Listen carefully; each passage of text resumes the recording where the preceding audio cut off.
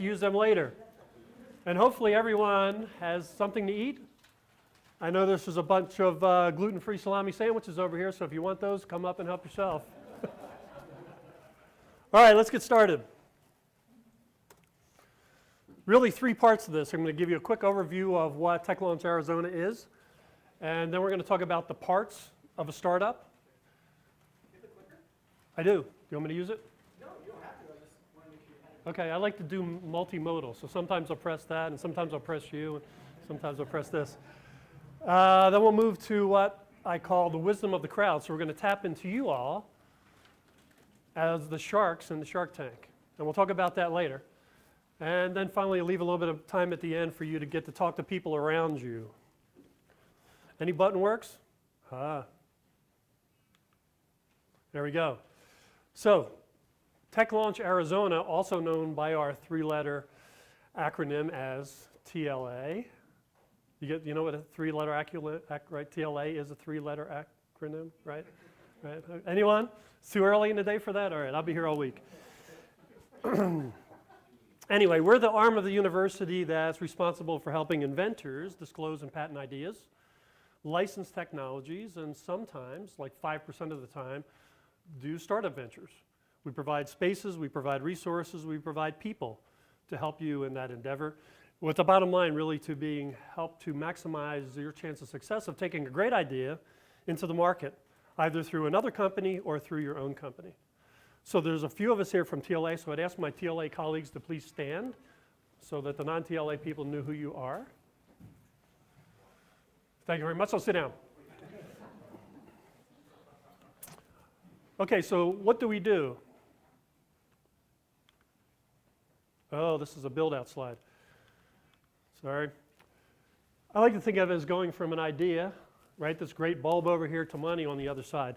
And there's a process that we go through to do that, and the process takes average 483 days, so it's 5 quarters. So you may think this is a very quick process. I see Jason over here shaking his head because he's been working with his team and Yvonne for quite a while, and some teams are longer, some teams are shorter, but not a lot shorter. So you got to think, if you want to do that, it's going to take a little bit of time. Why does it take time? Well, you start out over here. This is really the easy part of it, and that's reporting your invention.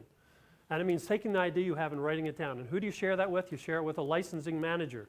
And will the licensing managers please raise their hands? Because if you have an idea, these are the folks you want to talk to. And they're really friendly, and they're really helpful. So don't think you have to have your idea completely baked. Even if it's just a raw idea, reach out and say, I got this idea. I think it'll work this way. I think the market might look like this. Can you help me with it? And absolutely they will. So don't think you have to reduce it to practice and sell a bunch of them. You don't. Just take a raw idea to them. They'll be glad to help you. And from that, we put some resources in to help you understand what would the value be of this resource in the market. So we call that commercial assessment. We do commercial assessment reports that we share with you. And then depending on the outcome of that, you may decide you want to protect this by doing what? Anyone? Bueller, anyone? Patent, there we go. You may file a patent, right? And then once you file a patent, it could go a couple different ways. You could say, well, we're going to license it to some other established large or small company. Or you say, you know what, I really have a lot of passion around this thing. I want to take it to market myself. I want help from TLA. Build a team and let's go forward with it. In which case we'll go down this way. And we also provide as a resource not just people and space, but we also have some funding money, right? Money's good, right? To help you increase the value of your idea so that it has more value to someone on the other side in terms of turning it into a product. And then eventually we get into a license which enables you or the other company to use that technology the way they want, and eventually you turn into generating revenue, which is good for you in a couple ways. Whether you do that as a startup and you get money directly, or you license it to someone else, the royalty money that comes back to the university by and large comes back to you as the inventor. So this is a win-win situation. It's good for you, irrespective of the path you take to market and to license the technology.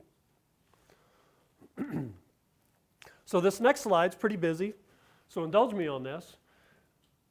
While we have less than an hour, I can't really turn you into experts on how to start a company. So what I want to do is teach you how to fish. And the way I'm going to teach you how to fish is by introducing this thing to you, which at the top is called the Business Planning Resource Guide. So what is it? This is sort of a roadmap of how you get from your great idea to forming a company and exiting. And underneath, like at the top it says value proposition, the things in black text are some general large headings for things to think about in that box. And off to the right are resources. So you can go click on those resources and it'll take you to a document, it'll take you to a website, it'll take you to something else to help answer your questions a little bit further. So just from using this, you can get a lot of information, so you don't have to think about committing it to memory. This in conjunction with other people or the resources we provide to help you move forward. So again, this process sort of goes clockwise, but it's not really linear, and it's really quite iterative, because you may find yourself in one box and you move to another box and say, well, you know, what do my operations look like? And you say, well, haven't really figured out exactly who I'm going to sell it to, so I need to come back and do this. So you wind up jumping around a little bit in this. Now, TLA is actively involved in probably the first half of these tasks. But once you take a license, the rest of it is really responsibility of you and your company. And we will continue to support you, but in much more of a passive role. So if you get over here and you say, well, you know, I need to understand more about the channel, or you know, can you introduce me to some people that might provide some funding? We'll be happy to do that. But only when you prompt us. In the beginning, we're sort of prompting you and acting as your project manager to move things forward. And there is an online version. This looks a little bit different because this is more web friendly. The URL is right down here, Tech Launch Arizona. Planning and Resource Guide is really the thing you want to remember. If you search for that, I'm sure you'll find this. And it has drop-down menus, so if you click on it, you know, the headings that you saw in the previous slide show up here, and if you click on value chain, it'll take you automatically to the resources.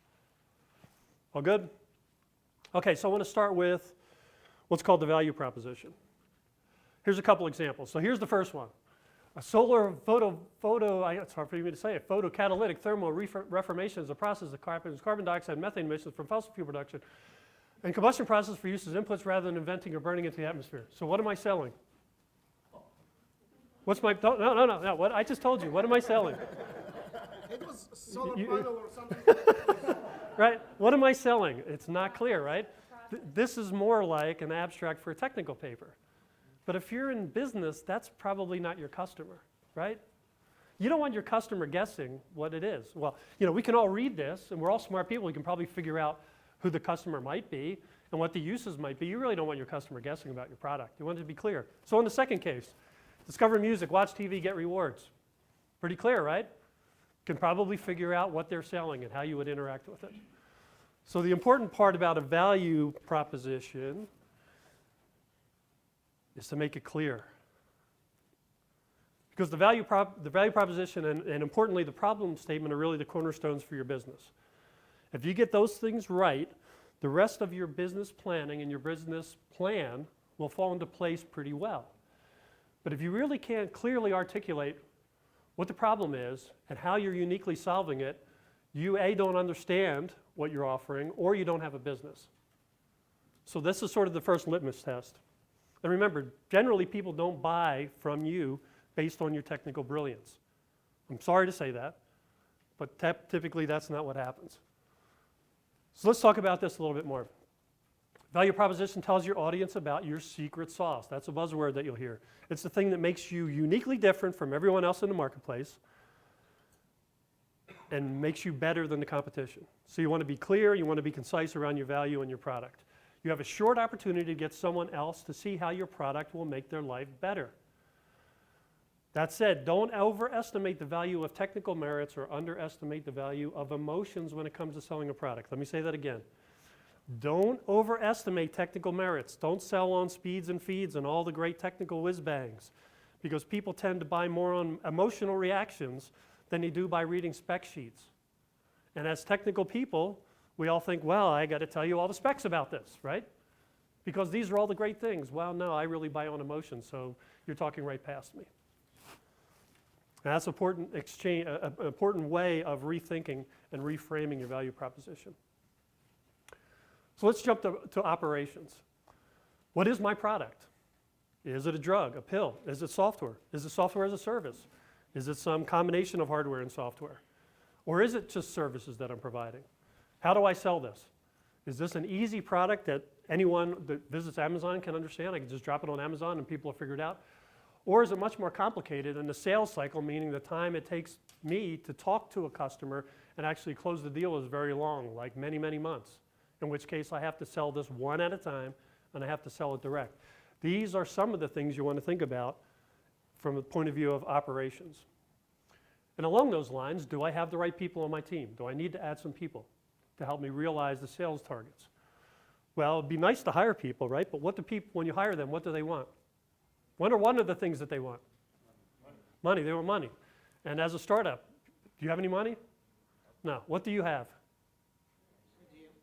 You have an idea, but there's another word that you have IP, which means you have equity. You have equity that you can share. Your company is worth something, right? And you divide it up by 100, 1,000, 1,000,000, whatever it is, into units or shares. And you can now share your equity with someone that's coming on board. The reason I bring this up is because we get excited with the idea and we find a couple other people that are like-minded and we move forward with it and we forget about these sort of things. You know, what happens when people come and when people go? So there's two things you want to think of. One is called an operating agreement. The other one's called a capitalization table. So the operating agreement is a document you put together and say, well, this is what happens when people join, and this is what happens when people leave, and this is how we make decisions together as a company. Because those things are really important, right? If you're just one person in the company, it's pretty easy. You're just arguing with yourself, and that's probably not a problem, but could be. If you have more people in the company, and eventually you will have more people in the company, you want to be clear on this. And the cap table, the capitalization table is the thing that says, well, I have this many shares in my company, and I'm going to divide it among the founders, but then I'm also going to leave a pool of those things available for you when I want to hire you into my company so that I can have him, because I can't pay you a salary yet, but I really want you to join me. So I'm going to offer you 5, 10, 15, 20%, whatever it is of the company. And you're going to join because you like the technology, you like working with us, and you're hoping at the end that actually turns into something, right? And your 10% is worth $100 million, and then you do whatever you want to do with $100 million. Don't overlook these things. It's real easy to do, and it gets people into trouble. Next part, pitching your idea. Part of financials is how do I pitch? And I like Guy Kawasaki has this thing called 10, 20, 30. You pitch by the numbers. So start off with 10 slides. Why 10 slides? Well, we can only keep so many concepts in our head at one time, right? Most humans, 10 things is the max. And while venture capitalists may have a lot more money than you, they're also human, right? So you want to keep it simple. 20 minutes. Why 20 minutes? Well, I have an hour meeting. Why don't I take an hour meeting? Well, you know, I got a laptop and, you know, I got a projector and I got to connect those things up, and invariably there's some technology issue, right? And 5 minutes goes by, 10 minutes goes by, I'm still screwing around, I don't have the project up. Some people come late to the meeting, some people leave early from the meeting. So in an ideal sense, you'd pitch the whole thing in 20 minutes and you'd have lots of time left over for questions, right? And that's important because the last one is 30-point font. You see way too many presentations with way too many words, like the first slide I showed you, or the third slide I showed you, right? Way too many words, it's not right. You want to have very few words. Why? Because A, you don't want the audience reading. They can read faster than you, and once they figure out you're reading the slides, they're not going to listen to you. And while your idea is really important, there's something that's even more important in selling your idea. You know what that is? It's you. Because people don't do deals with ideas, they do deals with people. They want to have a trust relationship with you. When we're speaking, they want to know that they can trust you, they believe you, they like you, because at the end of the day, they're going to be doing the deal with you. So have fewer words up there, less time, more time for you to talk, more time for the audience to engage. Question? Oh, no, okay. We're on slide 12 now. You're on slide 12? Okay, next one's go to market. A lot of pieces here. So the question is, who exactly will use the product? Is the user also the buyer? Because that's not always the case. And if it's not, who is the buyer? And what are the budget cycles? When is the best time to sell and when's the worst time to sell? In university, the fiscal year ends when? Anyone know? June 30th. So if you come into the university at the end of May and try to sell something, it's going to be pretty tough, right? Because almost all the budget dollars have already been spent or spoken for. But you may want to come in April and start pitching an idea to get on the next fiscal cycle, right? So as budget planning is going on, there'll be money allocated to buy something from you. So you want to think about these things. The other thing you want to do is what we call customer discovery, and it's talk to your customer and figure out what are their pain points and what are their gain points. So what's a pain point? A pain point is talk to the customer and ask them, tell me about your day. What do you do during the day? And what are the things that you do that you feel don't really add a lot of value, but you have to do it? Like it takes me 15 mouse clicks to enter in, a purchase agreement. Boy, that seems like a waste of time, and I got to do it 100 times a day. That's a pain point, right? Or they say, you know what, I have a drop-down menu, but I'd much rather have, like on my phone, it has that rolling, dial. I'd rather have that kind of an interface. So while you're not changing the functionality, that would be a gain. So you're looking for what are the things that would minimize issues in your customer's life to make it better, and what are the things you can take that already exist and make them a little bit better, right? So we have pains and gains. You want to identify those things, and you want to use that information to inform your product development so that when you roll out your what we call a minimum viable product, which is the bare essentials that you can get out in front of a person, people that use it are going to be ready for it, and it's going to be something that they want. And then, finally, you get to the end. And while we've probably all heard about IPOs, right?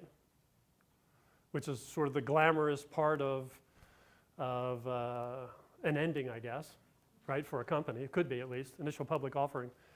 It doesn't happen real fast. If you think back to the dot-com boom I guess it's a decade ago now, right? Valuations were really high, meaning companies were worth way more than they could ever possibly sell, or by any rational metric. And they were going IPO very quickly. Well, those days are gone. Anybody know what Roku is? Anybody have a Roku? You know how long those guys worked before they went public? 15 years. So they spent a lot of time developing their product, selling their product, and if you have one, it's got a great user interface, right? It's very flexible. It does things a lot better than some of the other competitors like Apple TV and on down the line. But they spent a lot of time figuring it out as a small company before they finally went public. So that's one way you can go. Another way you could say is, well, you know what? This was a great idea, operative word being was, but this business is not going to scale, and I'm sort of tired of it, and I want to move on, in which case you sell everything, what's called liquidation, right? You sell everything, you take the money, you pay off whatever debt you have, and you move on to the next great idea. That's not a bad outcome, and if you're stuck over here, don't stay stuck here for long. If you're stuck, get out of it and go to do something else, because life's short. Or you might say, hey, this thing is a great business. I really like it. I like the people I'm working with. The customers are great. It's scaling well. Let's just keep running it, because you have to grow. It's either grow or die. And if you don't know what I mean by that, just think about the cost of wage inflation and general inflation, and you'll see why if you don't grow, you die. Or you might say, hey, there's some people around me that are doing something similar, and I should merge them. I should buy them, or maybe I should talk to them and have them buy me. Sometimes there's what's called consolidation in the industry, where you bring young infant companies together, and together they're more powerful than they are, by themselves. They bring certain skills together, and that's a good one. Which, in the end, it may mean that you still move on because maybe you don't want to stay there, or you may run the other company. You've probably heard lots of mergers and acquisitions. So lots of different ways you can go. Important thing is you want to have some sense of the end in mind when you begin. Do I think I want to run it, or do I think I eventually want to get out, or I just want to sell and get out? Because you never know when an opportunity is going to come up. So if it's always working in the back of your mind, you'll be ready to answer that when the time comes. Okay, now you're experts. You know everything there is to need to know about starting up a company and funding a company and running a company. So now we move to the fun part of it, the Shark Tank. Has anyone here not seen Shark Tank? Everyone's seen it, good. Oh, you haven't seen it, okay, so real quickly, it's a made-for-TV drama. So there's the sharks are the experts. They've done lots of startups, and they have really big egos. I don't know how they even get them all in the same studio. Actually, I don't know how to get them in the same state. But anyway, they're all there. And then people like us come in and we pitch an idea, right? And then they tell us why we're idiots or why we're great or whatever. And sometimes they give us money, and then they argue among themselves. But in this case, what we're going to do is you guys are going to be the sharks. So Bruce is going to get up because he's got a startup idea, and he's looking for money. And you guys all have money. And he wants to talk you out of that money.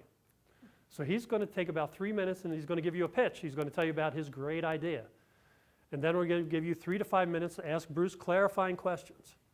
And then I'm going to cut that off. And I'm going to give you about 5 minutes using this as a guide. And hopefully there's a TLA person at every table. If not, please rearrange. So you have this and a TLA person as your resource. Look through this and decide if you want to fund Bruce. Why yes, why no. And we'll give you a couple of minutes to report back, and let's see how many people, friends, fools, and family. You heard of this before? That's where you start out? Want to give him some money. So let me introduce my esteemed colleague, Bruce. Give him a warm welcome. Bruce.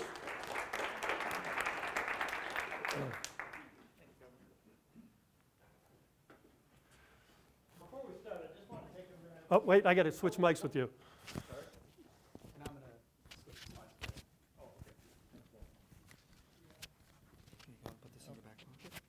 See the technical thing? How do we do this? Is that going to work? Okay. Or slide pocket. Hopefully that works. We're going to have you use this after I do the presentation to sort of grade the elements of the presentation, because one of the things sitting in the position of a shark is, well, what do I look for? What are the things I'm concerned about? And this kind of follows through what Kevin just went over with you. So before I start, just kind of take a look at that. You'll see that there's 4 boxes. One is value proposition. Do I define the problem well? Is the solution unique? Do I have IP that protects it? Operations, you can read through that. Financials as well, and then go to market. Is there actually a customer for this? Is the market growing? Is it shrinking? Does it even exist? And what sales channels? How am I going to sell this? How am I going to support it? How am I going to get money from my customers back to keep the market growing? So if you could take a look at that in a minute, and we'll make sure we got the presentation up here. Are we all set, Paul? Yep, we're all set. Okay. I want to start out by having you think about one question for a moment. Do you know how safe the food is that you eat every day? Most people assume it's okay, right? No problem. We go to the market and everything looks fresh, everything looks delicious, and we typically don't give safety a second thought. But invisible to the naked eye, there's a very ugly truth hiding behind that. And that ugly truth is that there are millions of organisms growing on your food every day, and millions of microbes producing very deadly toxins that can make you extremely sick. Last year, the CDC estimated that almost 50 million people experienced foodborne illness, resulting in countless emergency room visits, hospitalizations, and even deaths. The names are all too familiar from the news. You hear of E. coli, you hear of salmonella, things such as that. We are complete. Complete gives you peace of mind before you eat. Complete builds trust in your food by offering real-time, affordable, non-destructive food analysis. How do we do that? Our solution is very simple. We have an analyzer, a handheld analyzer that quickly scans your food, transmits that information to your phone. That information is uploaded to our cloud. Our cloud immediately looks at that information and gives you feedback as to the quality of the food that you just scanned through the process. Only takes a couple of seconds to go through that process. Our science is based on a proprietary multispectral light source combined with novel wavelength scanning to produce a pathogenic fingerprint of the food that you're about to eat. This information, as I said before, is instantaneously transmitted via your phone to the cloud, where we evaluate it against our pathogen database and return the results directly to you. Our years of research has given us unparalleled library of data, and we're able to give you immediate, fast, accurate results. All the customer needs is a simple handheld scanner, an app for your phone, and the cloud does all the rest. So using our complete system, consumers will avoid the pain, time, and financial loss associated with being sick by understanding what is in their food and avoiding harmful pathogens. Our initial market focus is going to be on the US. A Harris poll that was recently conducted tells us that 75% of the population is extremely health conscious. The sales potential for Complete is huge in the US market alone. Just 1% market penetration would give us 2.5 million users. And that's just in the US. If you consider the worldwide markets, the potential for this system is huge. We plan to sell the handheld scanner for $99, along with a monthly subscription for the app, which gives you access to our cloud-based computing. The scanner can be purchased online through our website. The app can be simply downloaded from either Apple Store or Google Play. In our first year, we anticipate having 100,000 customers and sales quickly ramping up to $350 million in year 5. We have a strong team of experts on hand. Whoops. There we go. I think I just stepped on the cord. Sorry about that. Both Kevin and I are co-founders of Complete. We both own 50% of the company. And along with that, I should say that we've got a cast of top quality engineers and partnerships, such as with Amazon, who is providing our cloud services. We've also had a number of separate conversations with Amazon, and they're extremely interested in what we're offering to them, and we think and we believe that we would be an ideal acquisition candidate for them. Our milestones using the funds would be to complete the development of our prototypes, go through beta tests this fall, and set up manufacturing, our first sales run of manufacturing in the fall so that we have sales available for the holiday season coming up at the end of the year. We're asking for a $2.1 million investment in Complete, and our pre-market valuation is $10 million. And as we said, this will complete our product development and allow us to make our first sales run manufacturing. So with that, I'd like to thank you, and we'll open it up to questions.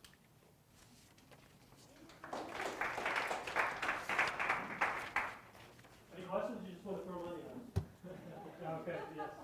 So since this is a food safety thing, it seems like people are relying on consumer product to protect them.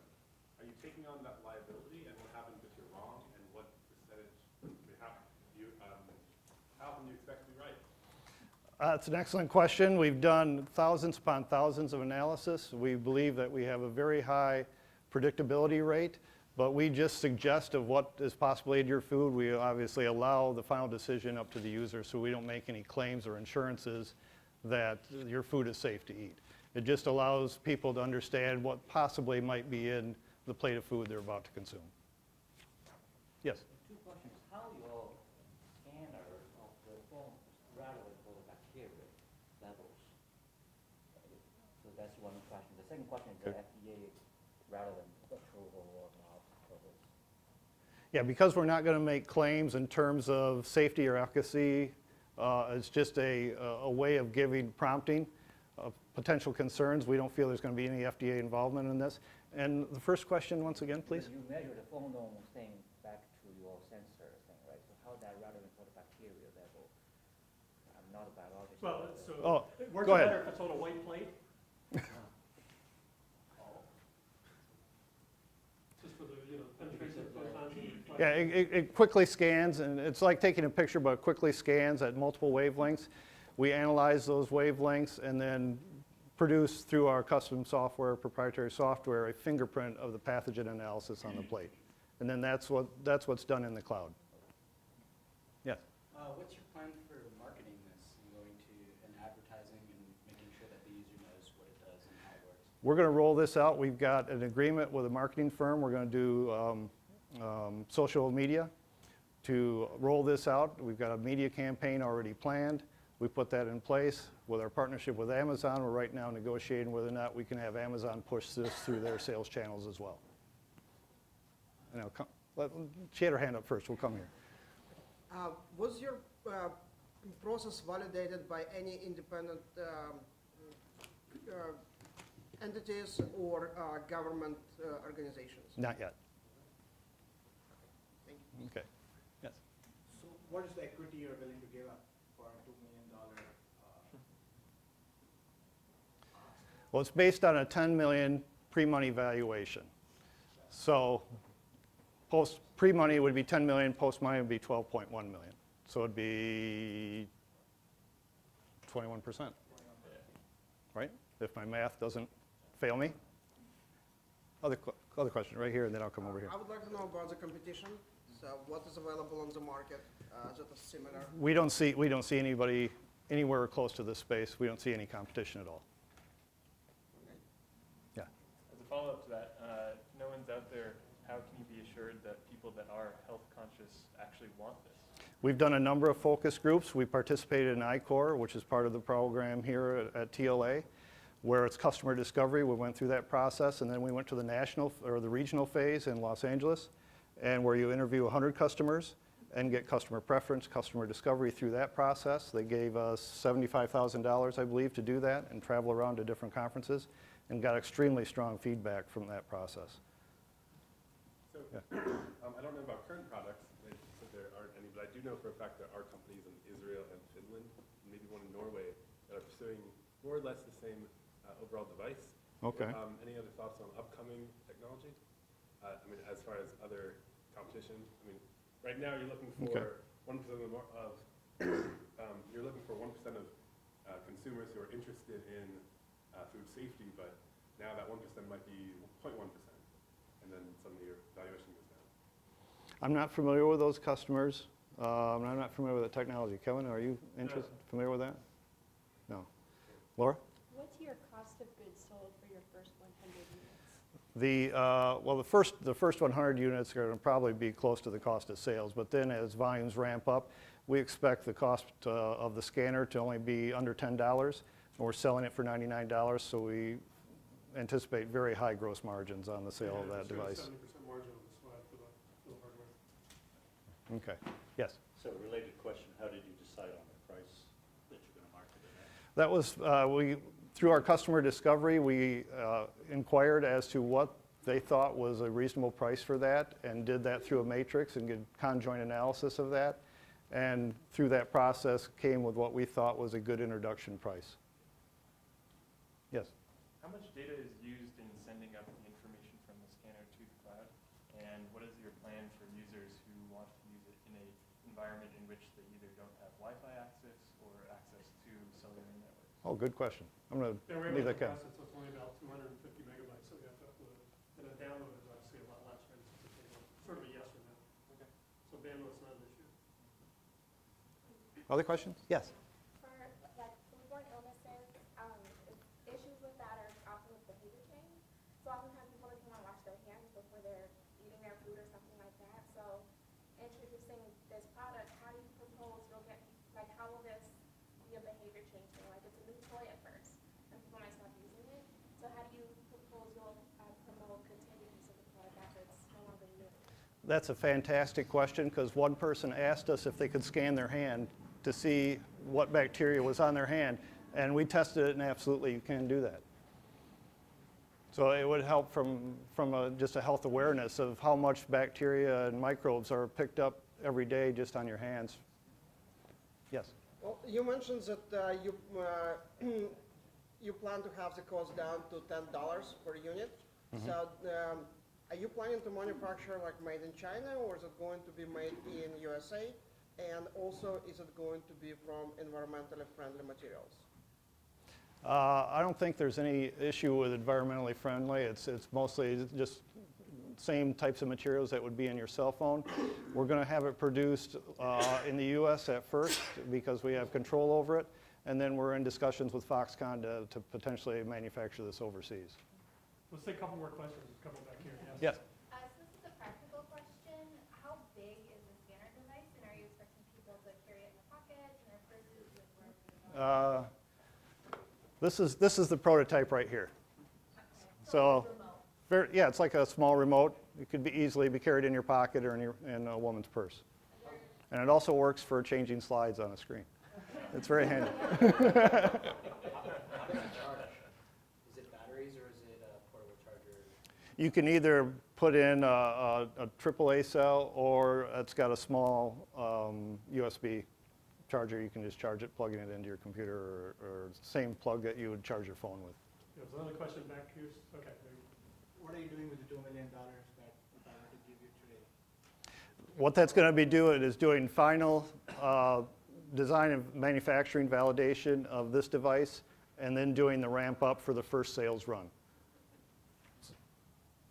Oh, you got some more questions. Okay. I think we have time. We were doing everyone okay with that? Yeah, okay, we'll take a couple. Go ahead, please.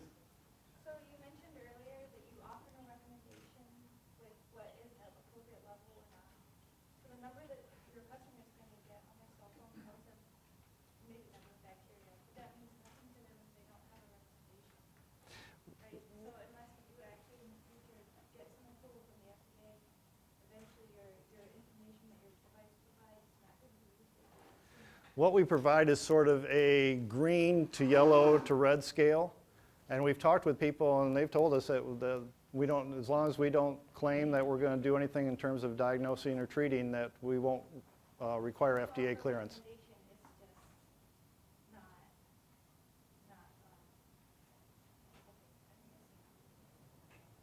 It's a non-binding recommendation. It's not prescriptive.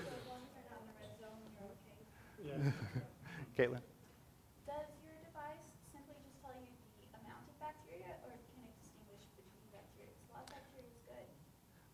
In the first generation would probably just be total microbes, bacteria that are present. But we're looking at subsequent generations where we'd actually identify whether it's E. coli or Salmonella or Campylobacter or those types of things so people understand exactly what they're dealing with. How strong is your IP position? Do you already have issued patents? And the reason I ask is because I know there's a company called Viavi that has a handheld spectrometer to look at molecular components in plants. Okay. So, Well, when Kevin and I first came up with this idea, one of the first things we did was contact Todd. Todd McCauley is our license manager for the College of Agriculture. And we sat down with him, and Todd went over the disclosure with us, and he looked at it and thought it was had very high promise for protection. And Claims are very broad. it's brought in their issue. They're processed. They're not issued yet. I don't know if we have first office action yet or not. But Okay, one last question. Anybody All have right. one last? we'll come back up. Bob? Do you have exclusive rights to your pathogen library, and how would others design around your problem? It's all proprietary. We've developed it ourselves. So it's exclusive to us in that regard, that we haven't shared it. We're not using any public resources or public databases in that regard. One last question. Have you looked into detecting pesticide residues? That's a whole other concern. Ooh, that's an excellent idea. No, we haven't looked at that, but maybe that's a third generation product. You guys have some good questions. Want to Yeah. join us? What was the question? Can the system detect pesticides as well as microbes, pathogens? Okay, now Good. there's a lot of great questions. Sorry to stop. Sorry, we'll give you a chance at the end, but now we turn it over to you. So you take that score sheet, take a look at it, decide if you want to fund us. You maybe want to join another table. No, fine. Do we want to switch this? Take it all at once. Does Okay. Todd have any follow-up? I'll Todd? give you about 5 minutes to do this.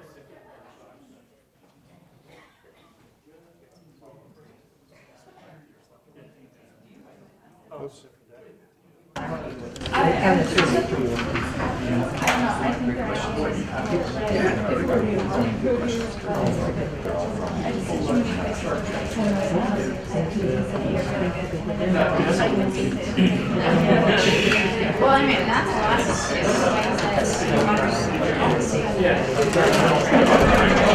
Well, that is, yes. Yeah, in the real world, they do dig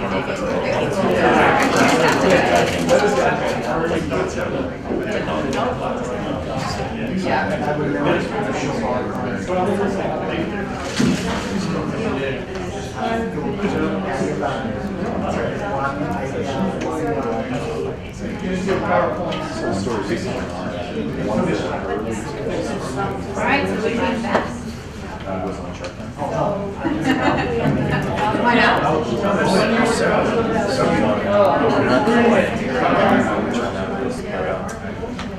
Because the one sold a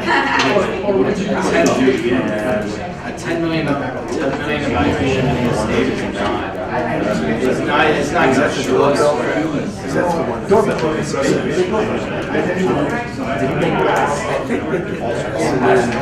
Somebody came back and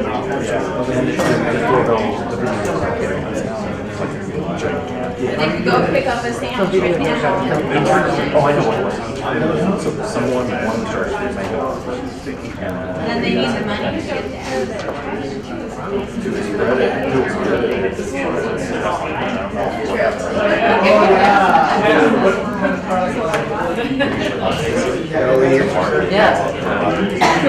If this product existed, I would target restaurants and food sellers more than consumers. And I would target parents that with babies. And do two different models, a restaurant model and baby parenting. Because it's basic trust that the food that you purchase from the restaurant is safe. And if it's not safe, I get ill, but Especially when it can't. there could be a potential lawsuit for that business. So I feel it was more to protect if you're the actual business itself than if you're the consumer. These online companies providing prepaid food. Right? Yeah, that's a good point. That could be part of your membership, whatever they're called. Yeah, that's right. That's right, I forgot about that. 12 course. That's right. Or even, I think Amazon, you can order food and they deliver it. Yeah, you can have it ordered by you ever tried that? Right? Uber, I don't know if it's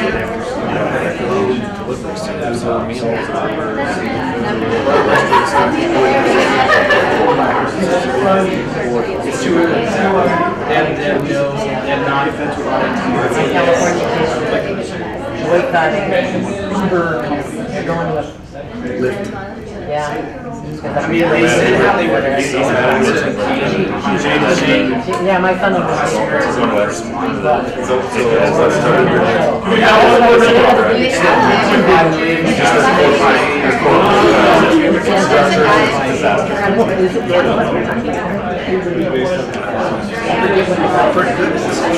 They got in trouble. I didn't really talk about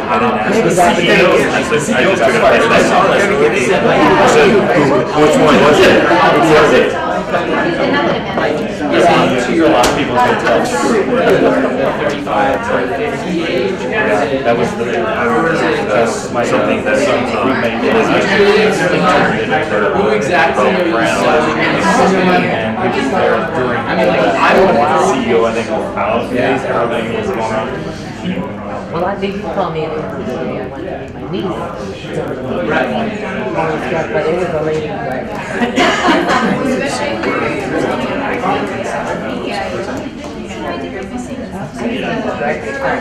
So what, they paid no for the renter. I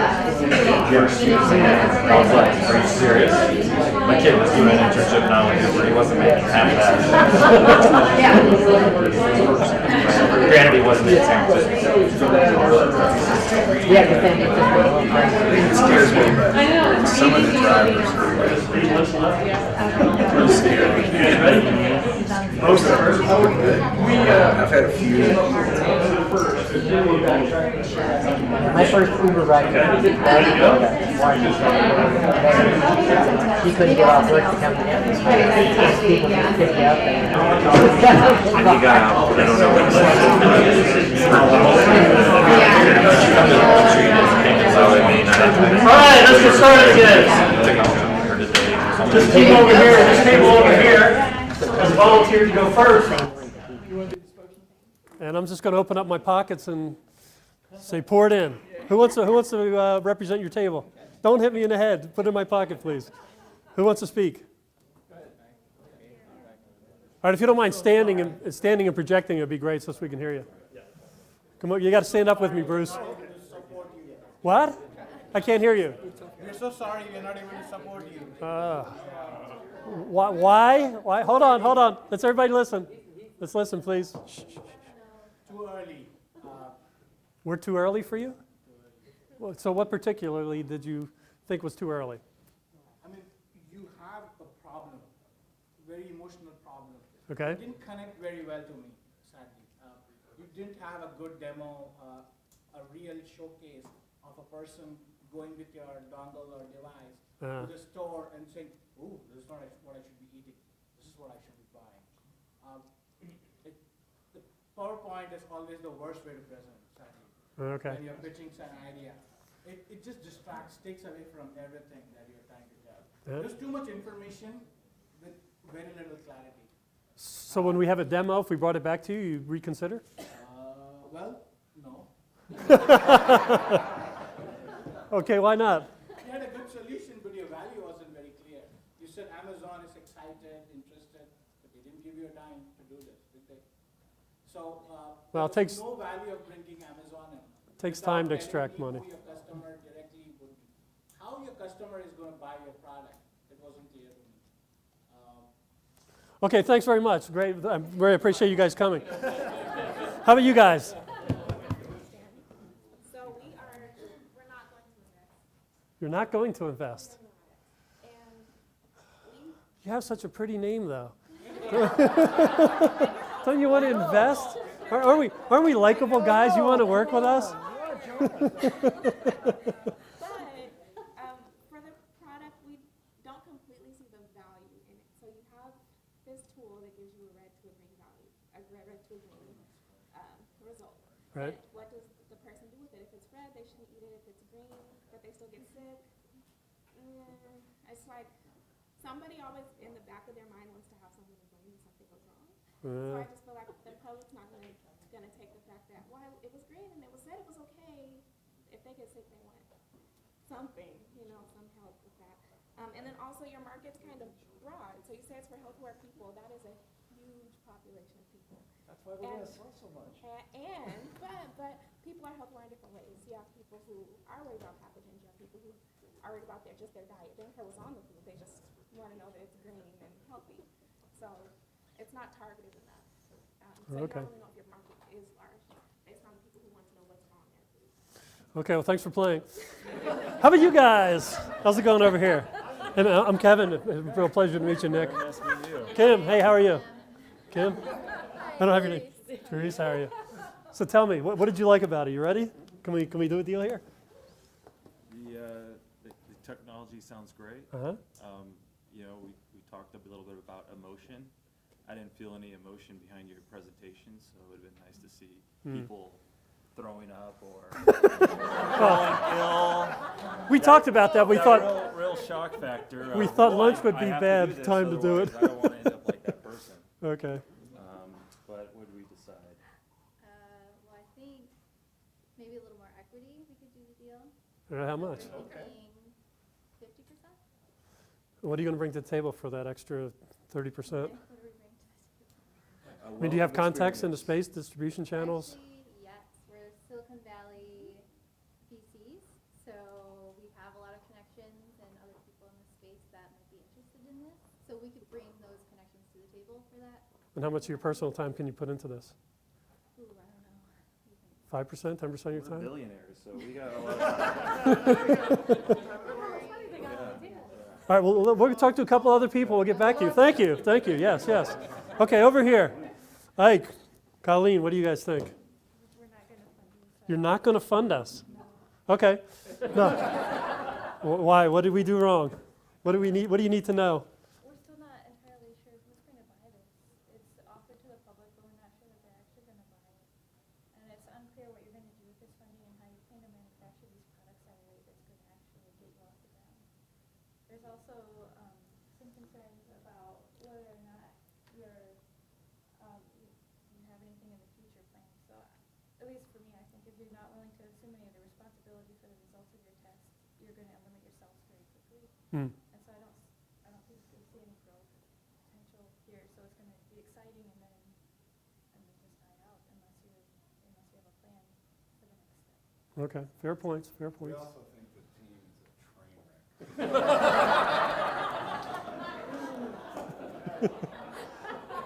Angeline, what do you think? Okay, so here's the story. As you can see, you really need some help. I do need help. So, which means that I'm willing to invest 2.1 million, 10% equity, and sit on the management team. Really? Tell me about your background. Why should we have you on our team? What can you bring to the table? Okay, I'm 3 times US chess champion. I have very strong problem solving and critical thinking skills. I'm teaching finance at LR College. So We I'm could gonna use some finance supervise help. what you're doing, make sure that we move forward and your stuff actually works. Okay, 10%, 2.1 million. You guys won 50% for 2.1 million. All right. Yes, thank you. But hold on to that, Bruce. Okay, we have one more table over here. So you already get your money, so what are you talking to us? Well, sometimes we can syndicate, right? There could be multiple people investing. So, our feeling was that there's no way that there's that many germaphobes. Else we got to go. No, sorry, please continue. There's no way there's that millions of people that are going to be whipping out their device to check all their meals. You don't know my daughter. You don't know millennials, do you? Keep going. And let's see what else. Oh yeah, it wasn't clear that you asked for enough money. That we really believed you that you could do that. Your market timing was way too aggressive. I mean, if you really want these customers to be buying by Christmas time, it had to have been a thing already by September or October. So you're just not going to meet the market. Okay, fair points. All right. Did anybody have fun? Yeah. Okay, so that's yeah, thanks. That's the key part of doing this, right? Because when you do a startup, that's a lot of work. So you want to make sure it's something you really have passion around, you want to have fun with. And the point of this was to get you thinking about this from the other side. So while I said early on, you don't have to have your idea fully baked to talk to a licensing manager. That's completely true. You got to start somewhere, and you have to network, right? You have to start building a group of people around you that can help you turn it into something, and that's what Tech Launch Arizona is here to do. So thank you very much for coming. But before you go, there are some more resources. In fact, this is not it. This is it. Amy and I were talking to a young inventor that we worked with probably a year ago, maybe a little bit less, that he licensed some technology. And he's an engineering guy, just a really brilliant guy. He's got a great idea. But like most of us, I mean, my background, science and engineering, we market like engineers. And not everybody who buys is an engineer, right? And so you have to really think about it a different way. So we had a long conversation with him yesterday. How do you take all this really good technical stuff and turn it into something short and concise and somebody can understand quickly? So there's a couple resources for that. One is what's called iCore, and the next cohort is May 16th. We'll provide up to $3,000 of funding for you, and the whole purpose of that is to take your idea, work with a mentor, and start calling customers. We want you to call at least 20 customers and start asking them open-ended questions to find out what their pain points and their gain points are, so that you can really understand what it is the market wants, because you have an idea of what the market wants. And usually, as an inventor, your idea is far advanced to what the public can really use. So you have to figure out, how do I scale that back and give them what they want now? And then to someone's point, I think back here, Colleen, you said, well, what are you showing next? You come up with sort of a product roadmap. Here's my first offering, which from my standards is really simple, but it's what the market wants. And then we're going to add all these features later on to keep people on board. So iCore can do that. And other ways of getting funding, which is called non-dilutive funding, meaning the government will give you, through various agencies, money without taking any equity in your company. So I don't have to give up 50% to these guys. I don't have to give up 10% here. I just get the money and I deliver. But these agencies want to make sure that you will be viable and you will actually deliver a product, which is why they started iCore.